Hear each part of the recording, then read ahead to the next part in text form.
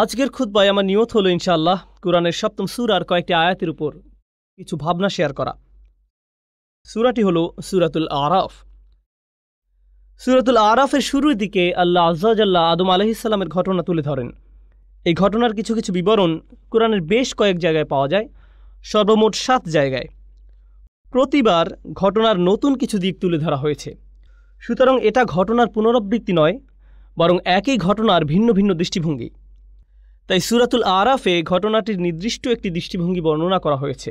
এখান থেকে যে শিক্ষা আমরা লাভ করব তা একেবারেই অনন্য। এই শিক্ষা বাকারায় পাবেন না, পরের দিকের সূরা সফফাত বা অন্য কোনো সূরায় পাবেন না। এটা কুরআন অধ্যয়নের মূলনীতির অংশ। হয়তো কেউ বলতে পারেন, আমি তো নবীদের ঘটনা জানি, আমি ইতিমধ্যে আদম আলাইহিস সালামের ঘটনা জানি বা মূসা আলাইহিস সালামের ঘটনা প্রভৃতি জানি। প্রকৃতপক্ষে প্রতিবার আল্লাহ যখন কোনো ঘটনা বর্ণনা করেন, তিনি আসলে আপনাকে ভিন্ন ভিন্ন কিছু পাঠ শিক্ষা দিচ্ছেন এবং পৃথক পৃথক প্রজ্ঞা শিক্ষা দিচ্ছেন। আজকে আপনাদের জন্য সে প্রজ্ঞাগুলোর একটির উপর গুরুত্ব দেব, আর তা হলো শুরু থেকে আল্লাহ কিভাবে মানবজাতির সৃষ্টি নিয়ে কথা বলেছেন। খুতবার শুরুতে আমি আয়াতটি তিলাওয়াত করেছি। আল্লাহ আযজা ওয়া জাল্লা বলেন, ক্বাদ খালাকনাকুম, আমি তোমাদেরকে সৃষ্টি করেছি, সুম্মা সাওয়ারনাকুম, অধিকন্তু আমি শুধু তোমাদের সৃষ্টি করিনি, আমি তোমাদের রূপও দান করেছি। আকাশসমূহ এবং পৃথিবী সৃষ্টি করেছেন আল্লাহ, পর্বত সৃষ্টি করেছেন আল্লাহ, সৃষ্টি করেছেন অনিন্দ্য সুন্দর ঝর্ণাধারা, আল্লাহ সৃষ্টি করেছেন সম্প্রসারিত মহাবিশ্ব, আল্লাহ সৃষ্টি করেছেন ঝিকমিক করা তুষারকণা, বরফকণা। আল্লাহর সৃষ্টি সব কিছুতেই আছে মন করা সৌন্দর্য। আল্লাহ স্বাভাবিক বর্ণনা ভঙ্গির বাহিরে গিয়ে কোনো কিছুর সৌন্দর্য বর্ণনা করেন না, শুধু এটা বলেন যে তিনি অমুক জিনিস সৃষ্টি করেছেন।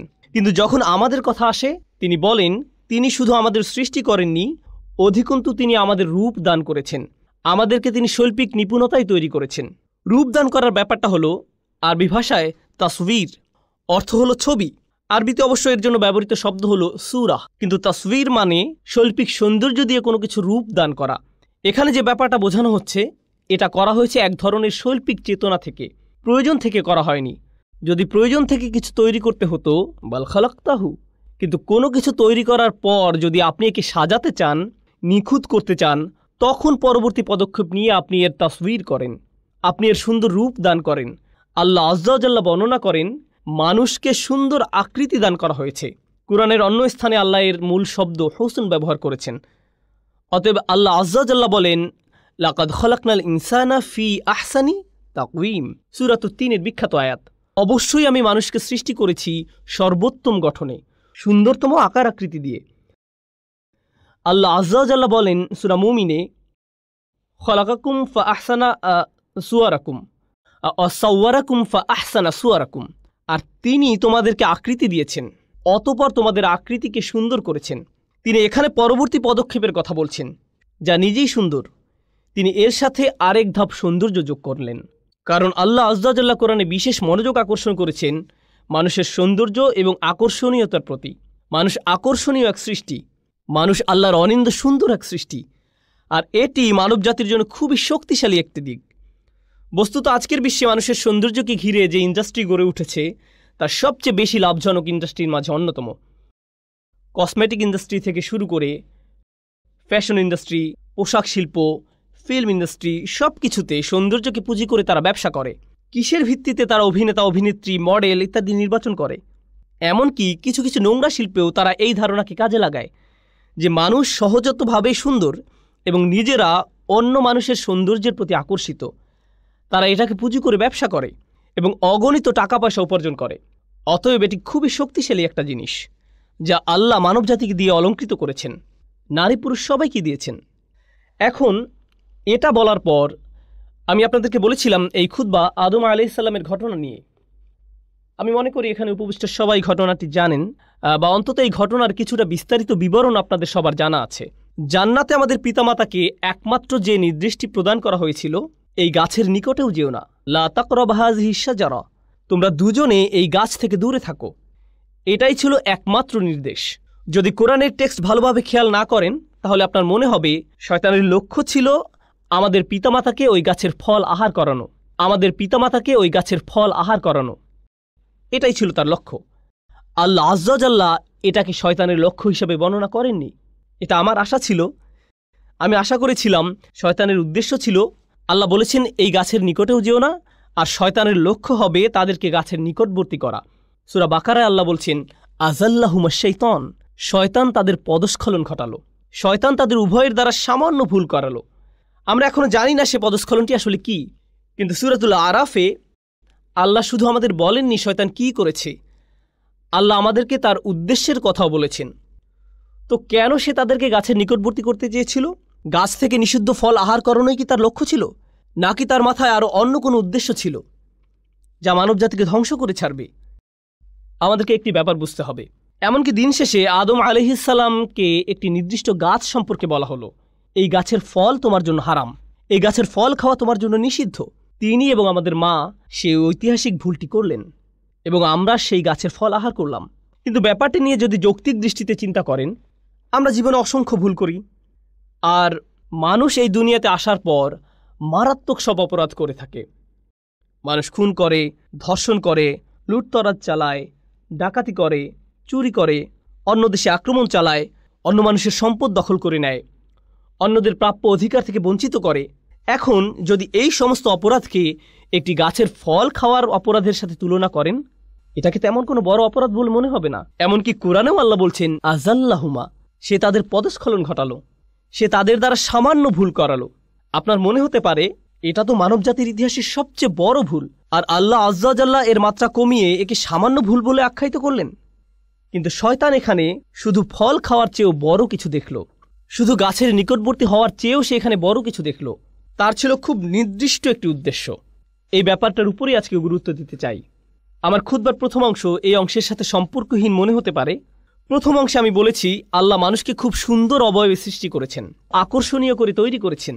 এখন শুনুন আল্লাহ আযজা ওয়া জাল্লা শয়তানের মনের ভেতর থেকে কি বর্ণনা করছেন। ফাওয়াসওয়াসা লাহুমাশ শাইতান, শয়তান অবিরত তাদের কুমন্ত্রণা দিল এবং দূরে সরে গেল। ওয়াসওয়াসা মানে হামাসা ওয়া গাবা, সে তাদের কাছে যেত, কুমন্ত্রণা দিত এবং অদৃশ্য হয়ে যেত, এরপর আবার কুমন্ত্রণা দিত এবং আবার অদৃশ্য হয়ে যেত। ক্রমাগত কারো কাছে একই বার্তা বারবার প্রচার করা, যতক্ষণ না সে তা গ্রহণ করে নেয়। প্রোপাগান্ডা এভাবেই কাজ করে। আপনাদের কি মনে হয় কেন তারা একই অ্যাড বারবার প্রচার করে, যেন আপনার তা একেবারে মুখস্থ হয়ে যায়? যদি ওয়াসওয়াসা বারবার দেয়া না হয় তবে এটি আপনার চিন্তার অংশ হবে না। কোকের একটি বিজ্ঞাপন 10-15 বার দেখার পর হঠাৎ করে আপনার ইফতারিতে কোকের প্রয়োজন হয়। ভাবছেন কিরে, কোকের চিন্তা কোত্থেকে মাথায় এলো? তাহলে ওয়াসওয়াসা মানে মনের মধ্যে কোনো কিছুর ধারণা বারবার প্রবেশ করিয়ে দেয়া। এখন তার উদ্দেশ্য কি ছিল?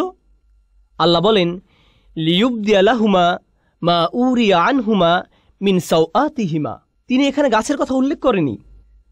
শয়তান তাদের বারবার কুমন্ত্রণা দিতে লাগলো। এই অংশটা মনোযোগ দিয়ে শুনুন। তাদের কুৎসিত অংশ থেকে যা ঢাকা ছিল, যাতে সে তাদের জন্য তা প্রকাশ করে দেয়, অর্থাৎ তাদের উলঙ্গ শরীর। এখন এই অংশটি বোঝা একটু কঠিন, কারণ ঠিক কয়েক মুহূর্ত আগে একই সূরার আরেকটি আয়াতে আল্লাহ বলেন তিনি আমাদেরকে কেমন করে সৃষ্টি করেছেন? সুন্দর রূপে। এখন আল্লাহ বলছেন শয়তান চেয়েছিল আমাদের পিতামাতা যেন কুৎসিত রূপে একে অপরের নিকট প্রকাশিত হয়ে পড়ে, অর্থাৎ উলঙ্গ অবস্থায়। সে চেয়েছিল তাদের নিকট থেকে তাদের জামা কাপড় খুলে ফেলতে। এটাই ছিল তার লক্ষ্য। এখানে দুটি প্রশ্ন দেখা দেয়। প্রথমত, আল্লাহ কেন বলেননি যে শয়তান তাদেরকে গাছের ফল আহার করাতে চেয়েছিল? আর দ্বিতীয়ত, হঠাৎ করে কেন যে শরীর আল্লাহ সুন্দর আকৃতিতে সৃষ্টি করেছেন এখন সেটা কুৎসিত?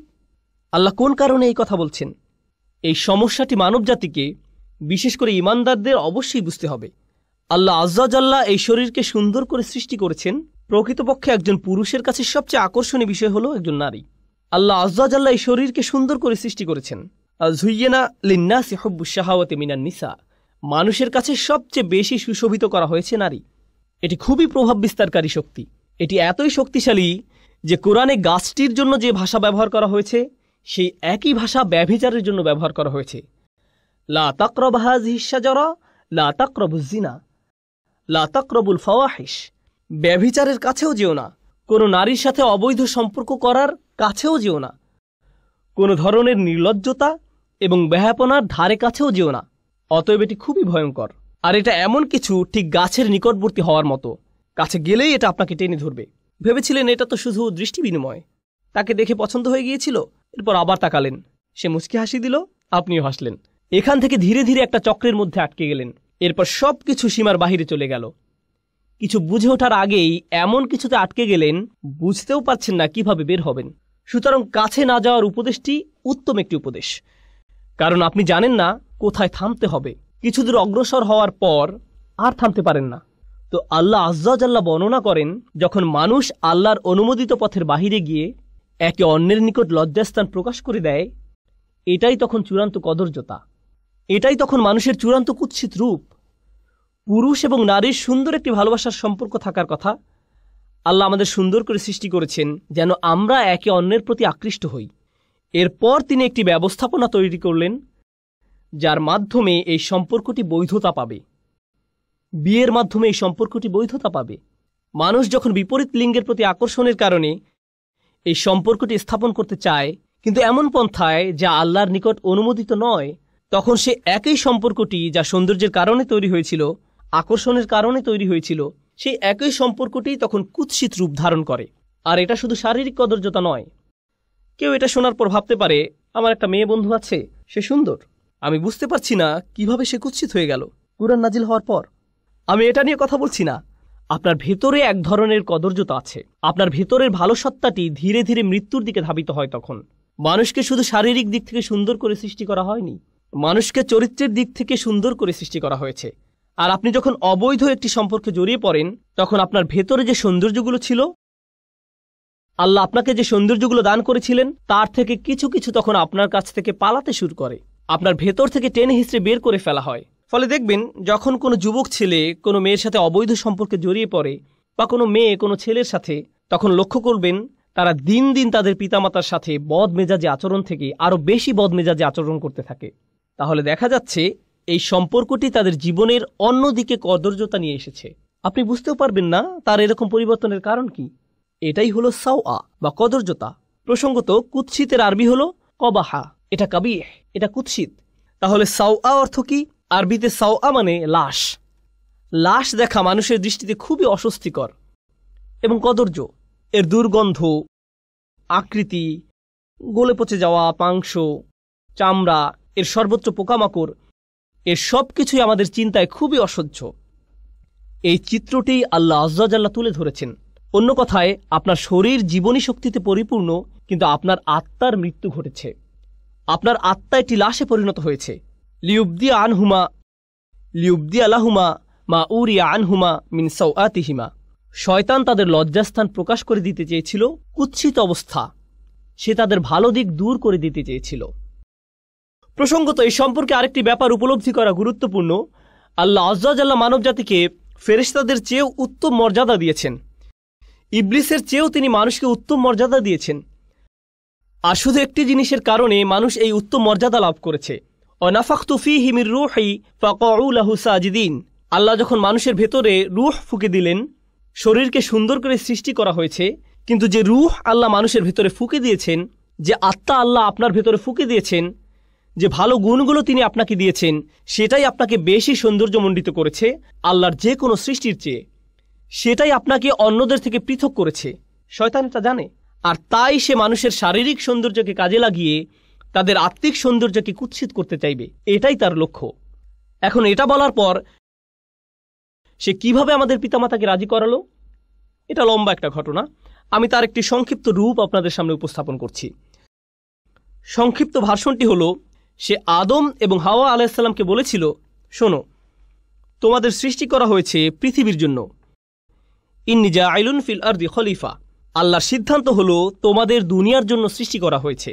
তোমাদের জান্নাত থেকে দুনিয়াতে স্থানান্তর করা হবে যে কোনো মুহূর্তে। জান্নাত ছেড়ে পৃথিবীতে কে যেতে চায়? এখন শোনো, শুধু ফেরেশতারা এখানে থাকতে পারবে।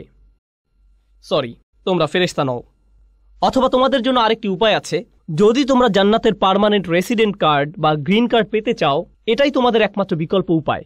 অতএব ফেরেশতা হওয়ার একমাত্র উপায় হলো, বা জান্নাতের চিরস্থায়ী অধিবাসী হওয়ার একমাত্র উপায় হলো, তোমাদেরকে ওই গাছের ফল খেতে হবে। এটাই একমাত্র উপায়। তো সে বলল, আনতাকুনা মালাকাইনি আও তাকুনা মিনাল খালিদিন। এই গাছ থেকে আহার করো, হয় তোমরা ফেরেশতা হয়ে যাবে, নতুবা জান্নাতের চিরস্থায়ী অধিবাসী হয়ে যাবে। এজন্যই আমাদের পিতামাতা ভুলটি করেছিলেন। এখন এই ভুল করার পর কি ঘটল? আল্লাহ বর্ণনা করছেন, ফাদাল্লাহুমা বিগুরুর। এই আয়াতটি ভালোভাবে বোঝা খুবই গুরুত্বপূর্ণ। তিনি বলেন, সে তাদের পদস্খলিত করল ধীরে ধীরে। দাল্লাহুমা আরবি শব্দ দাল্লা এসেছে দালউন থেকে, যার অর্থ বালতি। আগের দিনে বালতি ব্যবহার করা হতো কূপ থেকে পানি তোলার কাজে। একটি বালতি দড়ি দিয়ে বেঁধে কূপের ভিতরে ফেলতো, তারপর টেনে টেনে তুলত। এর নাম হলো আদলা দালওয়াহু। এর নাম হলো আদলা দালওয়াহু। বালতি কি সাথে সাথে উপরে উঠে আসে নাকি সময় লাগে? সময় লাগে। এটি একটি ধীর প্রক্রিয়া, আর প্রক্রিয়াটি যদি মাত্রাতিরিক্ত ধীর গতির হয় তখন আপনি আদলা দালওয়াহু বলেন না, বলেন দাল্লা দালওয়াহু। এটা অতিরিক্ত লম্বা সময় নেয়। শয়তানকে বর্ণনা করা হয়েছে সে তাড়াহুড়ো করে না, সে আপনাকে পথভ্রষ্ট করতে চায়, কিন্তু সে সময় নিয়ে ধীরে ধীরে করবে। সে আপনার কাছে আসে, আপনি বলেন আউযু বিল্লাহি মিনাশ শাইতানির রাজিম, সে তখন বলবে ওকে, আমি একটু পর আবার আসব, চিন্তা করো না, আমাদের হাতে সময় আছে। সে একটু পর আবার আসবে, এরপর আবার আসবে, এরপর আবার আসবে। আপনাকে অবিশ্বাসী বানানোর জন্য বা আপনাকে দিয়ে পাপ করানোর জন্য সে আপনার উপর প্রতিবার 1% করে কাজ করবে। আর এটা অনুধাবন করা খুবই গুরুত্বপূর্ণ। মনোবিজ্ঞানে তারা একটি বিশেষ বিষয় পরীক্ষা করে দেখে, এর নাম হলো স্লো বয়েল, ধীর গতির সিদ্ধ। তারা একটি ব্যাঙকে নিয়ে ফুটানো পানিতে ছেড়ে দেয়, এটি তখন সাথে সাথে লাফ দিয়ে বের হয়ে যায়। এরপর ব্যাঙটাকে নিয়ে স্বাভাবিক পানির একটি পাত্রে ছেড়ে দেয়, আর তারা পাত্রটির নিচে ধীরে ধীরে তাপ দিতে থাকে। এক সময় তাপমাত্রা তীব্র আকার ধারণ করে, কিন্তু ব্যাঙটা কখনোই লাফ দিয়ে বের হয় না, সেখানেই তার মৃত্যু ঘটে। সে এমনকি বুঝতেও পারে না যে তার তাপমাত্রা ধীরে ধীরে বৃদ্ধি পাচ্ছে। শয়তান আপনাকে দিয়ে হারাম কাজ তাৎক্ষণিক করাতে চায় না, কারণ আপনি বুঝতে পারেন এটা একটা ভুল। আপনি আল্লাহর আশ্রয় প্রার্থনা করেন, তো সে আপনার কাছে আসবে নির্দোষ সব বিষয় নিয়ে। আপনি তখন ভাববেন এতে আর কি সমস্যা, মানুষ এটাকে শুধু শুধু খারাপ মনে করে, কিন্তু আপনি বুঝতেও পারবেন না। এরপর সে আপনার কাছে এসে সামান্য একটু পদস্খলন ঘটাবে। আপনার আশেপাশের সবাই বলবে এটা করো না। আপনি তখন মুখ ঘুরিয়ে বলবেন এটা কি হারাম? আমি এমন কি করেছি? আমি কি কাউকে খুন করেছি? কি ভুল করেছি আমি? শয়তান ঠিক এই কাজটাই করে। দাল্লাহুমা বিগুরুর। সে আমাদের পিতামাতার সাথেও সব ধরনের প্রতারণার মাধ্যমে এই পদ্ধতি অবলম্বন করেছিল। ব্যাপারটা ইন্টারেস্টিং যে আরবিতে গুরুর মানে প্রতারণা, আবার এর দ্বারা অহংকার বোঝায়।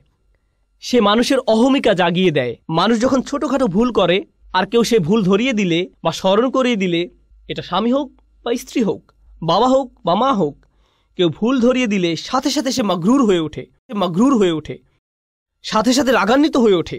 না, কি বলছো তুমি? তুমি কে আমার ভুল ধরার? এভাবে তাদের ইগো ভালো হওয়ার পথ বন্ধ করে দেয়। যে সমস্যাটা শয়তানের নিজের ছিল, অহংকারের সমস্যা। যাই হোক, অনেক সময় ধরে চেষ্টা করার পর সে সফল হলো। সে আমাদের পিতামাতাকে মুহূর্তের মধ্যে গাছের কাছে নিয়ে যেতে পারেনি। সে তাদের কুমন্ত্রণা দিল, আর তারা সাথে সাথে বলে উঠল ভালো বুদ্ধি, ঠিক আছে চলো। না না না, এতে অনেক লম্বা সময় লেগেছিল তারা সেখানে যাওয়ার পূর্বে। অবশেষে তারা তাদের আদি ভুলটি করে ফেলল। আল্লাহ আযজা জাল্লা বলেন বাদাত লাহুমা সাওআতুহুমা। তাদের উলঙ্গতা, তাদের কদর্যতা প্রকাশিত হয়ে পড়ল। এটা পরস্পরের নিকট প্রকাশিত হয়ে গেল। তাদের জামা কাপড় খুলে গেল। এই কাজের ফলস্বরূপ তাদের কাপড় খুলে গেল। এটি আসলে কোরআনের শক্তিশালী একটি দার্শনিক প্রতীকী শিক্ষা। আমরা শুধু এর ভাবকে আক্ষরিক অর্থে গ্রহণ করি না, কিন্তু এর ভেতরে রয়েছে বহু প্রজ্ঞা। যখন মানবজাতি হারামের পথ অবলম্বন করে, হোক সেটা হারাম খাদ্য, হারাম উপার্জন, হারাম আচরণ, যখন আমরা সিদ্ধান্ত গ্রহণ করি যে আমরা আল্লাহর বিধান অমান্য করব, যখন আল্লাহ বলেন অমুক কাজ থেকে দূরে থাকো কিন্তু আপনি তার থেকে দূরে থাকেন না, তখন ধীরে ধীরে কিন্তু নিশ্চিত রূপে আপনি আপনার লজ্জাশীলতা হারিয়ে ফেলবেন। আপনি আপনার হায়া শরম হারিয়ে ফেলবেন। জিহ্বা দিয়ে নোংরা শব্দ বের হবে। এর উপর নিজের কোনো নিয়ন্ত্রণ থাকবে না।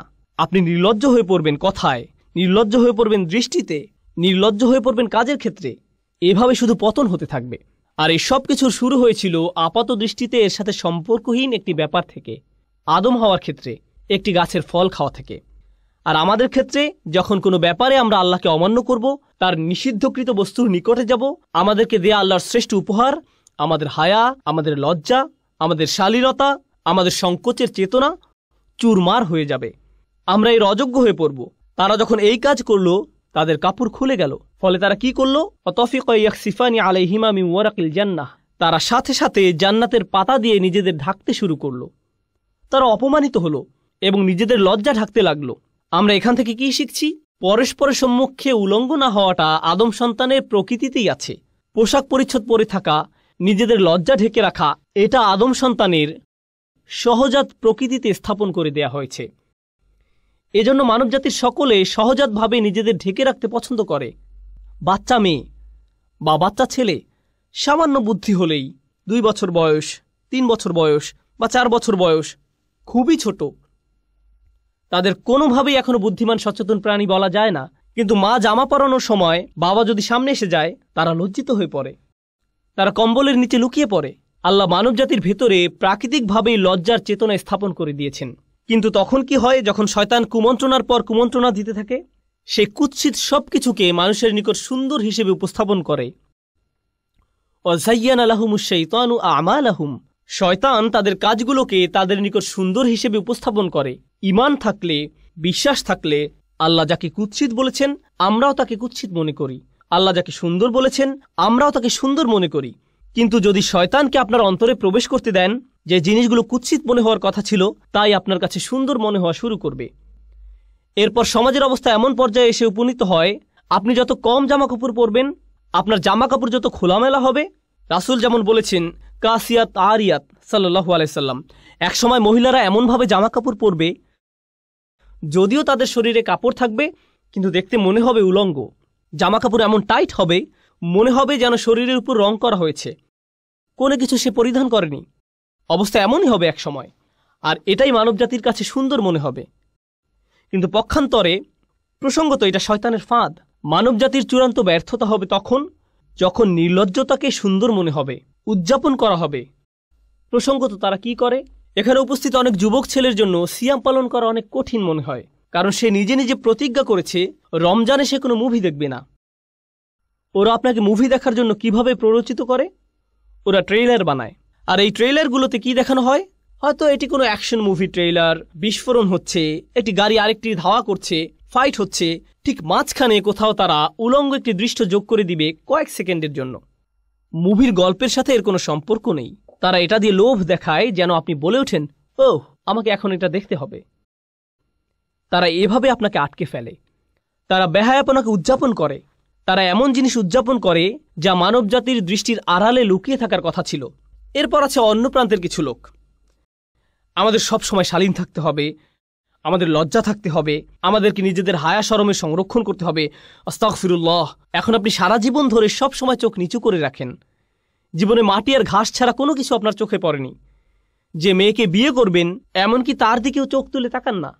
এমনকি বিয়ে হওয়ার পরেও কিছু কিছু মুসলিম সংস্কৃতিতে আমরা এতই ধার্মিক যে আমরা কোরআনের চেয়েও বেশি ধার্মিক, আমরা রাসূল সাল্লাল্লাহু আলাইহি সাল্লামের সুন্নাহ থেকেও বেশি ধার্মিক। স্ত্রী সবসময় জিলবাব হিজাব পরে থাকে, এমনকি ঘরের ভেতরেও সে এমনকি তার স্বামীর জন্যও সাজে না, এমনকি তার স্বামীর জন্যও সুন্দর পোশাক পরে না। সে কখনো তার স্বামীকে নিজের দিকে আকৃষ্ট করার চেষ্টা করে না। যদি জিজ্ঞেস করেন কেন এমনটা করো না, সে বলবে আস্তাগফিরুল্লাহ আস্তাগফিরুল্লাহ। এটা আস্তাগফিরুল্লাহ নয়, তুমি যে স্বামীর কাছেও নিজেকে ঢেকে রাখো এটাই আস্তাগফিরুল্লাহ। কারণ নারী পুরুষের সম্পর্ক যদি সৌন্দর্যমণ্ডিত না হয়, হালাল সীমার ভেতরে সম্পর্ক যদি হালালের ভেতরে সুন্দর না হয়, তখন শয়তান পুরুষ মানুষটির অন্তরে কুমন্ত্রণা দেওয়ার সুযোগ পেয়ে যায়। সে বলবে তুমি যা চাচ্ছ তা বিয়ের সীমার বাহিরে পাবে। বুঝতে পারছেন?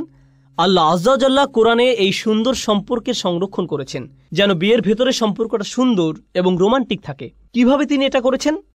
আল্লাহ আযজা ওয়া জাল্লা একই সূরায় বলেন, তিনি বর্ণনা করেন, ইয়া বানি আদমা খুযু যিনাতাকুম ইনদা কুল্লি মসজিদ, হে বনি আদম তোমরা প্রত্যেক নামাজের সময় সাজসজ্জা পরিধান করে নাও। পরবর্তী আয়াতে তিনি বলেন, কুল মান হাররামা যিনাতাল্লাহ, বলো কে হারাম করেছে আল্লাহর সৌন্দর্য উপকরণ।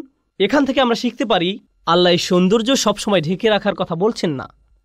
আল্লাহ বলছেন এই সৌন্দর্য প্রদর্শন করার জন্য উপযুক্ত জায়গা আছে, এর জন্য উপযুক্ত পরিবেশ রয়েছে। তিনি আপনার এই সৌন্দর্যকে অস্বীকার করছেন না, তিনি এটা তৈরি করেছেন যেন আপনি এর প্রতি আকৃষ্ট হন, কিন্তু উপযুক্ত মাধ্যমে এটা পেতে হবে। এজন্যই তিনি এই সৌন্দর্য সৃষ্টি করেছেন। তাই তিনি বলছেন, ইউয়ারি সাওআতিকুম ওয়ারিশান কদ আনজালনা আলাইকুম লিবাসান ইউয়ারি সাওআতিকুম ওয়ারিশান। সুবহানাল্লাহ। আমি তোমাদের জন্য পোশাক অবতীর্ণ করেছি, আমি পোশাক নাজিল করেছি। আল্লাহ এই আয়াতে বলছেন পোশাকও কোরআনের মতো, ওহির মতো আল্লাহর নাজিলকৃত একটি উপহার। যেভাবে আমরা কোরআনকে সাজাই সেভাবে আমাদের সুন্দর পোশাক পরিধান করার কথা, শালীন কিন্তু সুন্দর পোশাক, যেন এটি আমাদের কদর্যতাকে ঢেকে রাখে। এরপর তিনি বলছেন ওয়ারিশান, পোশাক দিয়েছি তোমাদের শোভা বর্ধনের জন্য। প্রসঙ্গত আরবিতে রিশা এর শাব্দিক অর্থ হল পাখির পালক। পাখির পালক। ক্বাবলা রামি ইউরাশুস সাহাম, তীর নিক্ষেপ করার আগে তীরের মধ্যে পালক লাগিয়ে নাও। তো পালকের ব্যাপারটা হলো আগের দিনে মেয়েরা তাদের জামায় পালক লাগিয়ে সাজত। এখানে মূল ব্যাপারটা হলো সৌন্দর্যমণ্ডিত করা, শোভাবর্ধন। আল্লাহ আজ্জা ওয়া জাল্লা আসলে আমাদের গভীর প্রজ্ঞাপূর্ণ একটি ভারসাম্য দান করেছেন। আমাদের আজকের বিশ্ব, মার্কিন যুক্তরাষ্ট্র সহ আধুনিক বিশ্ব এবং মুসলিম বিশ্বের অধিকাংশ অঞ্চল যা ভ্রান্ত উপায়ে আধুনিক হচ্ছে, এগুলোর দিকে তাকালে আপনি কি দেখতে পান? আপনি দেখতে পান সুন্দর সুন্দর রাস্তাঘাট, আধুনিক সব দালান কোঠা, সরকার ব্যবস্থা, টেকনোলজি, ভালো ভালো কত কিছু ঘটছে। কিন্তু একটি ক্ষেত্রে মানবতা তার স্বকীয়তা হারিয়ে ফেলছে, আর তা হলো আমরা নির্লজ্জতা এবং বেহায়াপনা উদযাপন করছি। কিশোর ছেলেমেয়েরা বড়দের চেয়েও বেশি নোংরা শব্দ জানে। তারা স্কুলে পরস্পরের কাছ থেকে শিখছে। মোবাইল ডিভাইসের মাধ্যমে এমন সব জিনিসের দ্বার আপনার নিকট উন্মোচিত হচ্ছে যা আপনার আত্মাকে একেবারে ধ্বংস করে ছাড়বে। প্রতি মুহূর্ত, সব সময় এসব ছবি দ্বারা আক্রান্ত হচ্ছেন প্রতিনিয়ত, এসব শব্দ দ্বারা, এসব মেসেজ দ্বারা। একদিকে আমাদের নিজেদের রক্ষা করতে হবে। যে সৌন্দর্য আল্লাহ আমাদের ভেতরে দান করেছেন, সারা জীবনের জন্য তা ঢেকে রাখা সম্ভব নয়, এবং আশা করা যায় যে এটা আমাদের উপর কোনো প্রভাব ফেলবে না। এর জন্য দরকার উপযুক্ত একটি রাস্তা, উপযুক্ত একটি উপায় দরকার, অর্থপূর্ণ এবং উদ্দেশ্যপূর্ণ উপায়ে এর মুক্তি দরকার। আর তা হলো বিবাহ নামক প্রতিষ্ঠান। এটাই সেই প্রতিষ্ঠান। আল্লাহ আজ্জা ওয়া জাল্লা আমাদের খুব সুন্দর প্র্যাকটিক্যাল একটা ধর্মদান করেছেন। তিনি আমাদের থেকে সাধু সন্ন্যাসী হওয়া আশা করেন না। সাহাবারা রাদিয়াল্লাহু আনহুম আজমাইন তথা রাসূল সাল্লাল্লাহু আলাইহি সাল্লামের সঙ্গীদের ইসলামের পূর্বেও একটি জীবন ছিল, আর সে সময় তারা ঠিক এমন ছিলেন না যে আস্তাগফিরুল্লাহ ওইদিকে আপুরা আছেন। সে সময় তারা এমন জীবন পার করেননি। ইসলামের পূর্বে তাদের কারো কারো রোমান্টিক জীবন ছিল, কেউ কেউ এমনই ছিলেন। এমনকি ইসলাম গ্রহণ করার পরেও সেই জীবন থেকে বের হয়ে আসা তাদের জন্য কষ্টকর ছিল। একদিন এক সাহাবী রাসূল সাল্লাল্লাহু আলাইহি সাল্লামের কাছে এসে বললেন, ইয়া রাসূলুল্লাহ, আমি খুব দুঃখিত, আমি রাস্তায় এক মেয়েকে চুম্বন করে ফেলেছি। একজন সাহাবী এটা করেছেন রাস্তায়। রাসূল সাল্লাল্লাহু আলাইহি সাল্লাম তাকে কয়েক রাকাত নামাজ পড়তে বললেন, কারণ তিনি ধীরে ধীরে ভালো হচ্ছেন, তিনি আস্তে আস্তে ভালো হওয়ার দিকে এগিয়ে যাচ্ছেন। আমি বলছি না যে এমনটা করা আপনাদের জন্য বৈধ। যারা মাত্র ইসলামে প্রবেশ করেছেন, এটা তাদের জন্য একটা জার্নি ছিল। রাসূল সাল্লাল্লাহু আলাইহি সাল্লাম তাকে এভাবে ধমক দেননি। তুমি কি আদম আলাইহিস সালামের ঘটনা শোনোনি? তুমি কি জানো না এই কারণে আমাদেরকে জান্নাত ত্যাগ করতে হয়েছিল, আর তুমি সেই শয়তানের পদাঙ্ক অনুসরণ করছো? না, তিনি লম্বা কোনো লেকচার দেননি। জাস্ট 2 রাকাত নামাজ পড়ো, আল্লাহর কাছে ক্ষমা চাও, এমনটা যেন আর না ঘটে। নিজের উপর এত কঠোর হবে না। আপনাদের কেউ কেউ অতীতে ভুল করেছেন, আর কেউ কেউ এখনো করে যাচ্ছেন। আল্লাহর কাছে ফিরে আসার এটাই সেরা সময়। কয়েক রাকাত নামাজ পড়ে আল্লাহর কাছে শক্তি সামর্থ্য প্রার্থনা করুন, যেন আপনি সেই সম্পর্কগুলো থেকে বের হয়ে আসতে পারেন, যেন সেই আসক্তিগুলো থেকে বের হয়ে আসতে পারেন। অন্য কাউকে এই সম্পর্কে জানতে হবে না। আপনাকে আমার কাছে এসে বা অন্য কারো কাছে গিয়ে এই অপরাধগুলো স্বীকার করতে হবে না। আল্লাহ জানেন আপনি কিসের মধ্যে আটকে আছেন। আল্লাহ ইতিমধ্যে জানেন। যদি নিজের অন্তরে যথেষ্ট শক্তি না পান এই রমজান মাসে, তবে এই শক্তি আর কখনোই পাবেন না। এই ধরনের সমস্যাগুলো থেকে বের হয়ে আসার এটাই শ্রেষ্ঠ সময়। এর চেয়ে উত্তম কোনো সময় হতে পারে না। তাই আমি আল্লাহ আজ্জা ওয়া জাল্লার নিকট প্রার্থনা করছি, আমাদের মাঝে যারা জীবনে ভুল করেছেন বা এখনও করে যাচ্ছেন, আল্লাহ যেন আমাদের এমন ইমানের শক্তি দান করেন যেন আমরা এই ধরনের ভুলগুলো থেকে বের হয়ে আসতে পারি, এবং আমরা যেন বুঝতে পারি যে এগুলো আসলে শয়তানের চাল। আমরা যেন তার কাছ থেকে সরে আসতে পারি এবং আল্লাহর অনুমোদিত উপায় অবলম্বন করতে পারি, যেগুলো বাদে অন্যগুলো হারাম। আল্লাহ আমাদের জন্য যে পথ খোলা রেখেছেন, হালালের পথ, তা যেন অবলম্বন করতে পারি। বারাকাল্লাহু লি ওয়া লাকুম ফিল কুরআনিল হাকিম ওয়া নাফা'নি ওয়া ইয়্যাকুম বিল